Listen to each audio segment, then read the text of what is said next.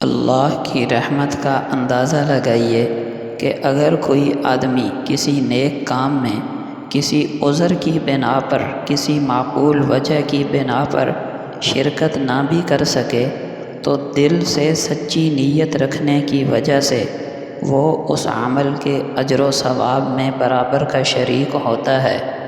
نبی اکرم صلی اللہ علیہ وسلم ایک غزوے میں تھے۔ آپ نے فرمایا، مدینے میں کچھ لوگ ایسے بھی ہیں کہ جتنا تم نے سفر کیا اور جو وادیاں تم نے طے کی وہ بھی تمہارے ساتھ ساتھ اجر و ثواب میں شریک ہیں، کیونکہ ان کو بیماری نے آنے سے روک دیا، ان کو عذر نے ہمارے ساتھ آنے سے روک دیا۔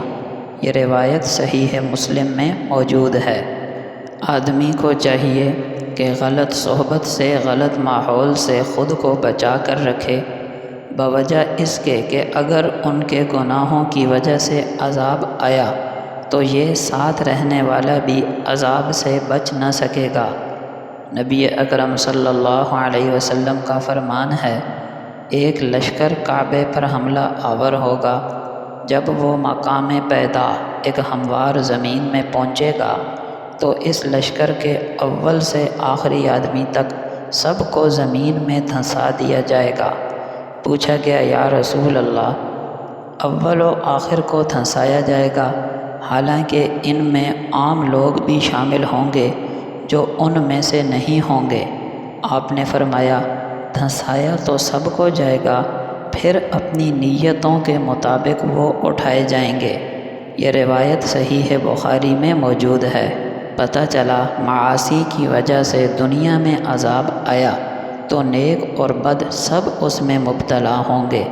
ہاں، آخرت میں نیکوں کو بروں سے جدا کر دیا جائے گا، لہٰذا دنیا میں نیک لوگوں کی ذمہ داری ہے کہ گنہگاروں کو گناہوں سے، جرائم سے روکتے رہیں اور انہیں مسلسل تبلیغ و نصیحت کرتے رہیں۔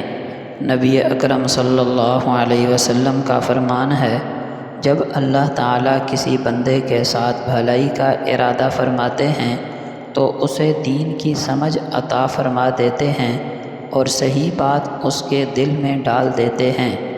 فرمایا، صلہ رحمی کرنے والا وہ نہیں جو اپنے کسی رشتہ دار کی صلہ رحمی کا بدلہ دے، بلکہ صلہ رحمی کرنے والا حقیقت میں وہ ہے کہ دوسرا تو اس کا حق ضائع کر رہا ہے اور اس کے ساتھ قطع تعلق کر رہا ہے، لیکن یہ شخص پھر بھی اللہ کی رضا کے لیے اس کے ساتھ اچھا معاملہ کر رہا ہے۔